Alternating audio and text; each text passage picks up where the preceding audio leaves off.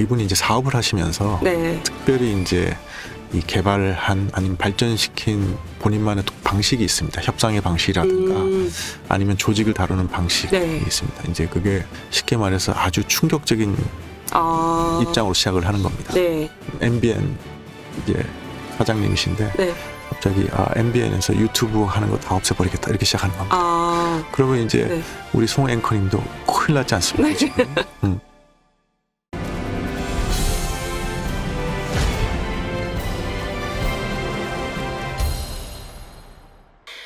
여러분 안녕하세요. 송정입니다. 나는 정치이다 이번 시간에는요. 트럼프 2기 출범을 앞두고 외교 전문가를 모셨습니다. 한미관계는 물론이고 북핵까지 모두 두루 섭렵하신 분이시죠. 국회 외교통일위원회 간사 김건 국민의힘 의원 오셨습니다. 어서 오세요. 네, 반갑습니다. 김건희입니다. 네. 아니 지금 뭐 현지 시각으로 다음 주 월요일이죠. 트럼프 대통령 이제 뭐 2기 시작하는 취임식이 있는데 우리 뭐 국회 외통위 의원님들도 참석을 하신다고 하는데 의원님은 그렇습니다. 참석을 하시나요? 저는 안 갈 예정이고요. 저희 외통위에서 이제 7분 그러니까 위원장님하고 네. 여당, 야당 3분의 의원님들이 가시기로 됐습니다. 그래서 우리 당에서는 김기현 의원님, 윤상현 의원님, 네. 민유한 의원님 이렇게 3분이 갈 예정으로 있습니다. 의원님은 왜 안 가세요? 간사신데. 뭐 당초에는 이제 가려고 했었는데 사실 좀 사정이 있었습니다. 네. 왜냐하면 그 야당 의원님들이 그 해외 출장 금종령이라서 못 간다 이렇게 그쵸. 네. 이재명 대표가 예, 가지 예. 말라고 했었었죠. 애초에 돼서 처음에. 못 가게 됐다 이렇게 연락을 오셔서 그래서 이제 저희가 3명만 가긴 너무 작아서 그래서 한 분을 더 모셨는데 네. 그래도 이게 중요하다. 우리 의원에게 중요하다. 그래서 야당 입장을 바꿔서 갑자기 가는 걸로 돼서 맞아요. 저희가 다시 한 분을 줄여야 되는 사정인데 그래서 의원님이 제가 누구를 이렇게 가지 말라고 하기가 좀 힘든 상황이라서 또 제가 11월, 12월에다가 워싱턴에 갔다 왔습니다. 다음 달에도 갈 예정도 있고 그래서 이번에는 저보다 훨씬 훌륭한 우리 외통위 위원님들이 좀 가시고 다음 기회에 저는 가기로 했습니다. 선수로 밀리신 건가요? 뭐 선수보다는 네. 훨씬 저보다 영향력이 큰 분이니까 역시 전직 외교관 출신의 외교적 언어. 네.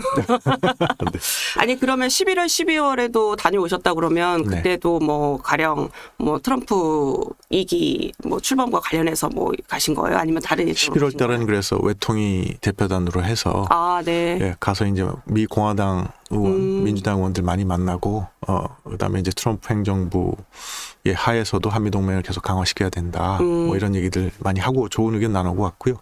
12월 달에는 이제 그 IDU라고 해서 네.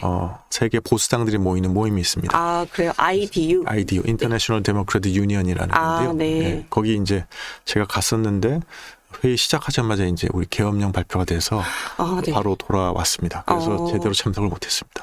그 당시 그러면 계엄령 발표가 난 거에 대해서 이제 미국의 이제 뭐 보수당 의원님들도 들으셨을 거 아니에요? 아니 그러니까 저하고 뭐 의견 교환할 시간이 없었습니다. 왜냐하면 저는 이렇게 보고 처음에 이제 가짜 뉴스인 줄 알았죠.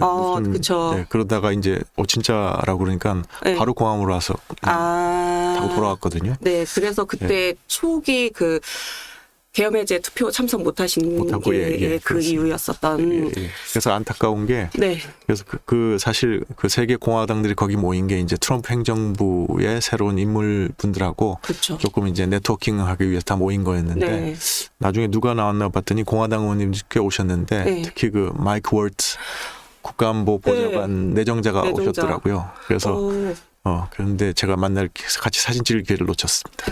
그러니까 지금 보통 미국 같은 경우 뭐 다른 나라도 그렇겠지만 저도 외교부 출입할 때 뭐 정부 제가 이제 외교부를 2번은 출입을 했는데 초기 이제 정권이 들어설 때였던 게 이제 오바마 행정부 들어설 때 한번 처음 출입했을 때 그때였는데 보니까 외교부에서 우리 한국 정부에서 어떻게 인맥을 형성해서 누구와 소통을 할 수 있는지에 대해서 이렇게 표를 쭉 하고 이제 기자들한테 좀 브리핑하는 이런 게 있었거든요. 네네. 그래서 내가 그래 이런 관계를 미리 좀 이렇게 준비해 두는 게 굉장히 중요하다라는 공부를 저도 할 수 있는 기회가 있었는데 굉장히 중요 인맥을 쌓을 수 있는 기회였는데.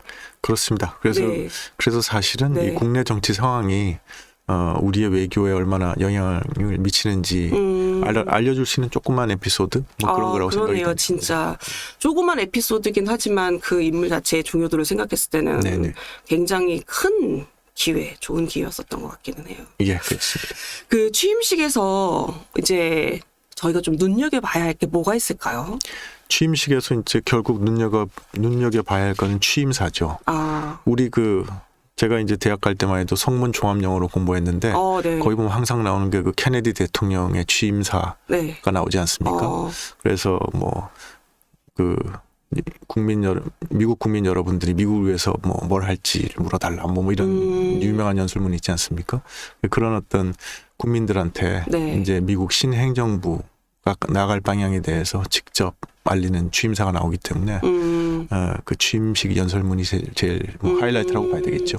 트럼프 대통령이 어쨌든 대선 기간에 네. 뭐 미국 우선주의 관련된 여러 가지 뭐 정책들을 많이 냈는데 그게 조금 더 구체화되는 취임사가 나올 수도 있을까요? 정책에 대한 구체화는 네. 미국하고 우리하고 시스템이 다릅니다. 우리는 대통령 선거 다음 날에 벌써 인수위가 딱 생겨서 정책을 다루지 않습니까? 그래서 공무원들 다 불러다가 이 정책이 잘못됐니 이렇게 바꿔야 되니 네. 이렇게 나오는데 미국은 그렇게는 하진 않습니다. 미국은 네. 1월 19일까지는 네. 미국의 대통령은 바이든이다. 이렇게 해서 1월 19일까지는 미국의 정책은 하나다. 그래서 새 행정부는 네. 곧 그 트랜지션이라 그러죠. 네. 인수위 기간 동안에 하는 거는 주로 사람 인선에 대해서 합니다. 정책을 다루지는 않습니다.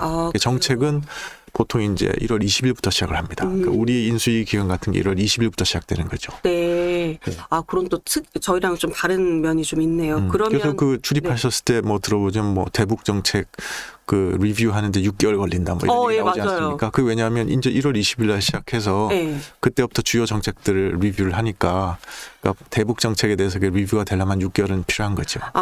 저는 그래서 우리나라 이제 정치 시스템을 생각을 했었기 때문에 이게 6개월씩이나 네. 라는 생각을 했었는데 시스템이 다릅니다. 네, 의원님 지금 말씀을 듣고 네. 나니까 그런 이유가 있었구나라는 생각이 좀 드는데 아까도 그 12월에 가셨을 때 사실은 유의미한 이제 외교가 좀 가능할 수 있었는데 못했다 아쉽다 이런 얘기를 저희가 잠깐 나눴는데 이 취임식에 이제 가게 되면 국회 7분의 의원님들이 가시는데 그때도 이제 좀 유의미한 이 인적 교류 외교 활동 이런 게 좀 가능한 분위기인가요? 지금 이제 그런 거를 추진하려고 네. 하고 있습니다. 하고 있는데 네. 다만 이제 우리도 그렇지만 미국 의회, 그러니까 저희의 이제 상대방은 미국 의회니까 그렇죠. 미국 의회 이제 주요 의원님들하고 면담을 추진하고 있는데 이게 다 임박해서 잡히더라고요. 저희도 항상 그렇고 그다음에 네. 마지막에 변동도 많고 그래서 아마 이제 이번 주 한 주말에 가시니까 네. 주말쯤 되면 좀 약간 윤곽이 나오지 않을까 그런 생각이 듭니다. 아니 근데 전 이게 항상 궁금했는데 보니까 대통령 순방 갈 때도 네. 일정이 어쨌든 이 정부 수장들의 만남인데도 거의 가기 전까지도 변동이 좀 있더라고요. 그래서 아니면은 저희 기자들한테 좀 늦게 알려주는 거일 수도 있기는 한데 네. 그래서 굵직굵직한 것들은 사전에 조금 정해지기는 하는데 아주 이제 조금 민감하게 저희가 보는 것들에 대해서는 나중에 알려주는 건지 어쨌든 가기 전에 저희 책자 같은 게 일정 책자가 나오잖아요. 네네. 그것도 보면 그 전날까지도 배포가 좀 안 되고 이러는 경우들이 있어가지고. 정부 인사의 경우에는 그래도 굵직굵직하면 미리 잡히기라도 하지 않습니까? 네. 그런데 이제 미국 의회, 네. 우리 국회랑 똑같습니다. 우리 국회도 저도 오늘 이제 여기 나오는데 갑자기 이제 네. 11시에 의총이 잡혀가지고 그쵸. 지금 이제 빨리 끝내고 가야 되지 않습니까? 네. 그렇게 생각 못한 일정들이 너무 많이 생기고 이래서 일정 변동이 많습니다. 그러다 보니까 거의 이제 막판에 가서야 네. 확정이 되고 미리 사실 언론에 미리 만난다고 얘기했는데 못 만나게 되면 그게 큰 기사지 않습니까? 그렇죠. 그러면 또 뭐가 문제냐 이러면서 이렇게 해서 그러니까 이제 좀 확실하게 될 때까지는 네. 그러니까 이 대외적으로 공유하지 않는 게 원칙인 것 같습니다. 전 이것도 하나 조금 관심이 가던데 취임식 모금액이요. 네. 이게 2억 달러 역대 최대 규모로 이제 좀 모아졌다 이런 얘기가 나오던데. 네네. 아니 보통 이제 정권 초면 미국도 그렇고 우리나라도 그렇고 어쨌든 기업이나 등등 현 정권에 이른바 좀 더 친하게 다가가는 줄대기 이런 걸 좀 해보려고 하는 것까지는 이해를 하겠으나 이렇게까지 트럼프 2기 행정부에 이렇게 모금액이 많이 모인다는 건 그만큼 치열하다는 거잖아요. 그렇죠. 이제 트럼프 행정부가 가질 정책에 네. 대해서 많은 사람들이 관심이 많은 거죠. 어떤 변화를 갖고 올까. 그다음에 이제 그 영향이 크다고 이제 생각하는 건데, 근데 이제 조금 우리랑 또 다른 게 있습니다. 우리는 네. 영어로는 펀드레이징이라고 그러는데 네. 우리 이제 후원금 모금이죠. 그렇죠. 후원금 모금 방식이 우리는 이제 이렇게 딱 정해진 방식이 무슨 행사를 해서 돈을 모으는 그쵸. 게 아닌데 반해서 미국은 주로 행사를 많이 합니다. 행사를 통해서 많이 합니다. 특히 이제 만찬이라든가 네. 그다음에 이제 뭐 만찬보다 더 큰 게 이제 무도회 볼이라 그러는데요. 이제 저녁을 같이 먹고 그다음에 와서 이제 뭐 춤추고 이런 기본적인 행사인데 그게 이제 서양 사람들의 모이는 방식이니까 그런 거 했을 때 이제 그런 티켓을 이제 다 사실은 후원금을 받고 이제 티켓 초청을 하는 이런 네. 방식으로 하고 있습니다. 그래서 그러다 보니까 이제 그런 행사가 이제 돈을 모으기가 좋고 네. 그래서 대통령 취임식을 하면 그날은 축제의 날이지 않습니까? 네. 그래서 이제 이 대통령 당선을 도왔던 많은 기관들에서 그런 어떤 축하의 의미에 뭐 저녁 만찬이라든가 볼 행사라든가 이런 걸 하고 거기서 이제 또 이 초청하는 분들이 이제 또 헌금을 하시고 이렇게 해가지고 그 돈을 모아서 그걸 또 정치 자금으로 쓰고 이런 문화기 때문에 네. 그래서 이제 지금 그만큼 그 저녁에 하는 축하 행사에 많은 분들이 이제 참석을 하신다는 거죠. 초청을 받아서. 예.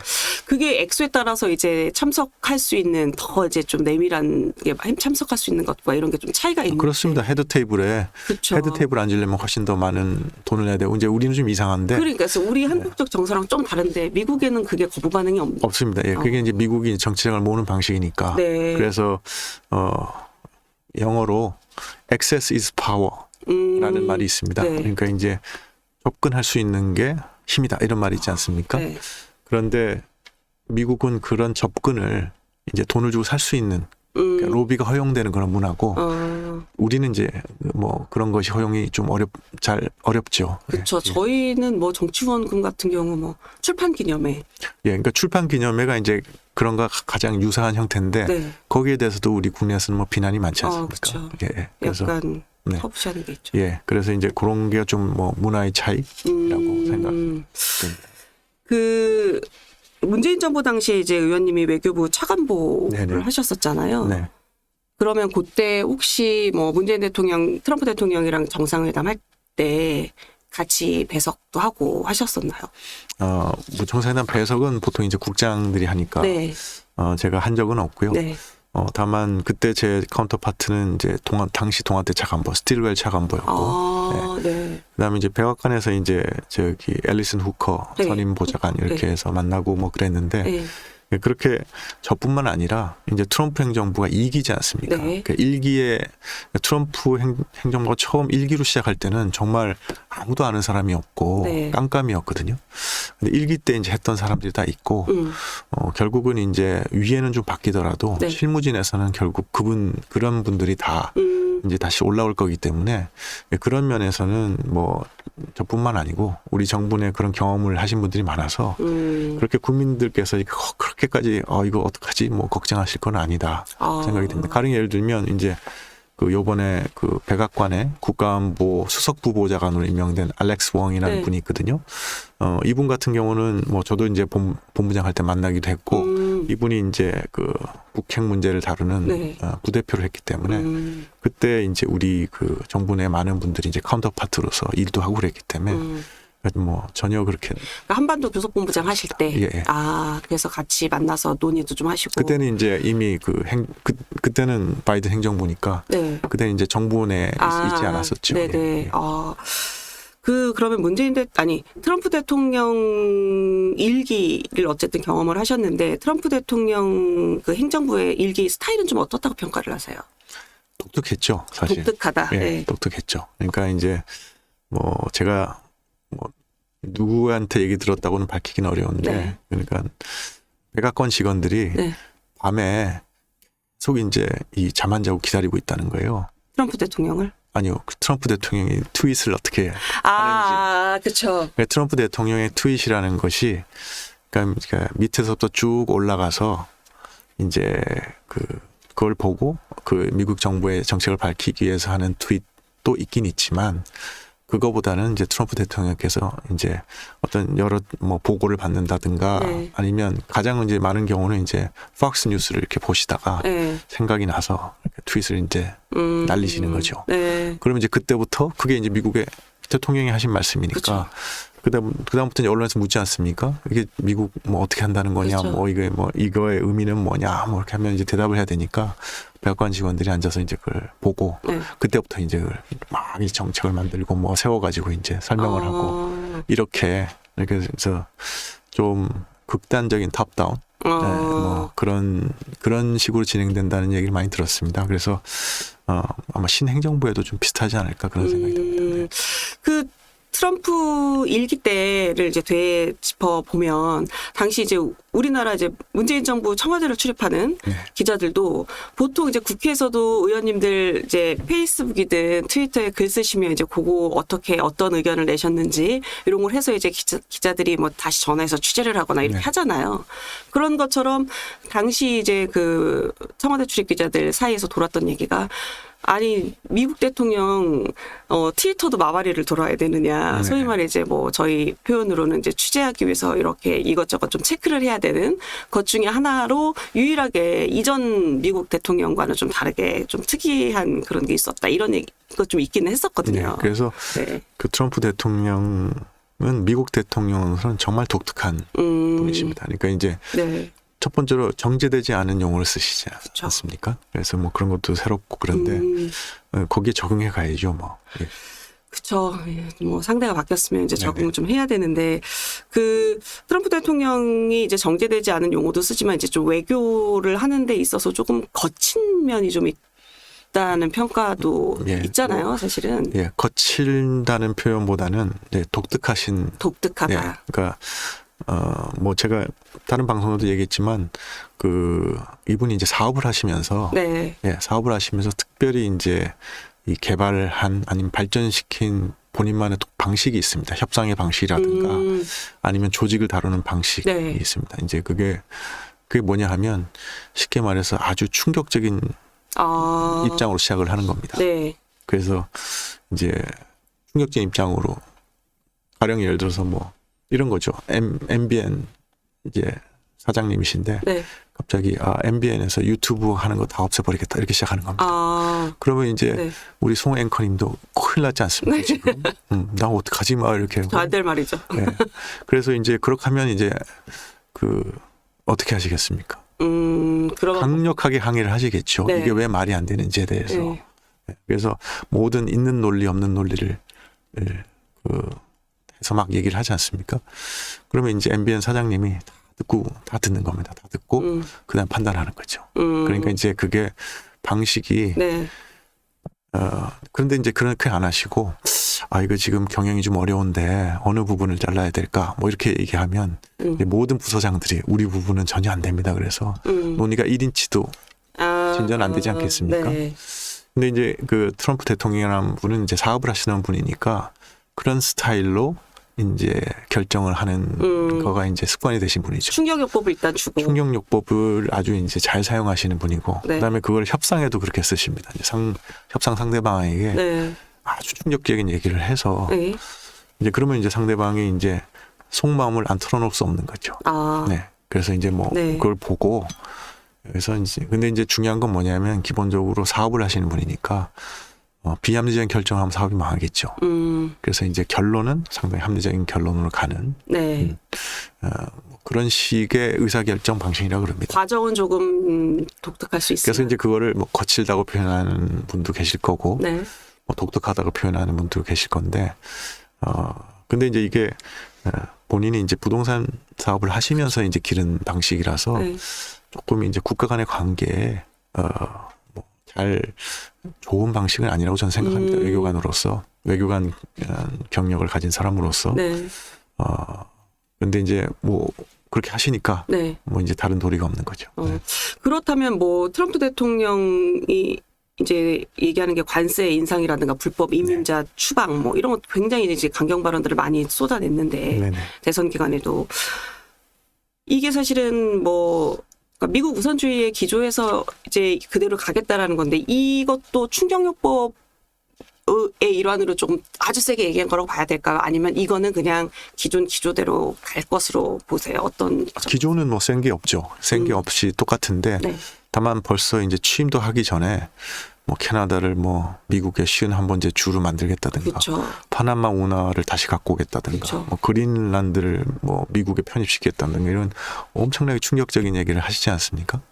그런 게 이제 다 뭐 일단 아까 말씀드린 방식으로 외교를 하시는 거죠. 네. 실현 가능성이 있을 거라고 생각을 한다기보다 일단은 좀 세게 아니 실현 가능성이 전혀 없는 것이 아니라 그러니까 이것이 이제 가늠을 해보는 거죠. 예, 이것이 될지 안 될지에 대해서. 네. 그래서 이제 일단 충격적인 걸 던져서 네. 거기에 대한 여러 국내적 반응, 해외 반응 이런 걸 보면서 네. 이제 최종 입장을 결정하는 거죠. 그래서 만약 네. 그것이 가능하다 그러면 할 수도 있겠죠. 그렇지만 사실은 좀 그런 충격요법이니까 그게 이제 쉽지 않다 하더라도 네. 본인이 본인이 이제 원하는 결과를 이제 갖고 오는 거죠. 가령 예를 들면 네. 뭐 캐나다를 51번째 주로 만들겠다. 이게 이제 결국은 트럼프 대통령이 하고 싶은 거는 캐나다의 정책이 특히 뭐 캐나다의 어떤 그 이민자에 대한 캐나다의 정책이라든가 여러 캐나다의 정책이 미국의 정책에 부합하도록 좀 조정하는 걸 원하시는 거지 않습니까? 그쵸. 그런데 이제 그게 극단적인 형태가 캐나다가 미국의 51번째 주가 되면 미국하고 정책을 똑같이 해야 되지 않습니까? 그게 내가 원하는 거다는 신호인 거죠. 그렇지만 이제 그 상황을 봐서 이제 이게 맥시멈 내가 최대한 이룰 수 있는 거구나 하는 걸로 이제 아마 타협을 하시겠죠. 네. 아니 그래서 전 트리도 총리 캐나다 총리한테 뭐 51번째 주지사다 막 이런 얘기하고 이래서 네. 사실 이제 외교 관계에서 그렇게까지 좀 격한 언어를 쓰는 거에 대해서 괜찮을까라는 이제 생각을 좀 사실은 했었는데 네, 그게 좋지 않습니다. 네. 네, 좋지 않은데 이제 그게 이제 트럼프 대통령의 이게 부동산업을 하면서 네. 하는 사업 방식이 이제 그래도 투영이 되는 거라고 봅니다. 근데 이제 이게 문제도 있습니다. 왜냐하면 그 부동산업은 기본적으로 이제 개발 프로젝트지 않습니까? 그렇죠. 그거는 이제 게임으로 보면 한 번 하는 게임입니다. 네. 그러니까 이제 뭐 여기 뉴욕에서 이제 개발하고 그 다음에는 뭐 라스베가스에 가서 하고 뭐 이런 식이니까 한 번의 게임이니까 한 번의 게임에는 그렇게 이제 좀 극단적인 입장을 하는 네. 효과가 있는데 그게 아니 국가 대 국가의 관계는 뭐 계속되는 관계니까 그렇죠. 자꾸 그렇게 하면 이제 효과가 점점 떨어지는 거죠. 상대방이 뭐 얘기를 해도 뭐 또 충격요법으로 나오네. 그리고 이제 거기에 대응하는 방식으로 이제 하지 않습니까? 저만 해도 계속 우리 정부하고 우리 국민께 이제 하는 게 그렇게 나오니까 거기에 대한 대응은 일단은 좀 무심하게 가는 거다. 너무 이렇게 네, 너무 우리의 선호라든가 우리의 입장이라든가 뭐 화들짝 놀래거나 뭐 그렇게 네. 하지 말고 네. 그냥 담담하게 받아들이고 가는 거다. 이렇게 이제 상대방이 계속 이제 거기에 적응을 또 해가니까 그러면 또 그런 충격요법 효과가 사라지지 않습니까? 그렇죠. 예, 그래서 꼭 좋은 방법이라고는 생각하지 않습니다. 네.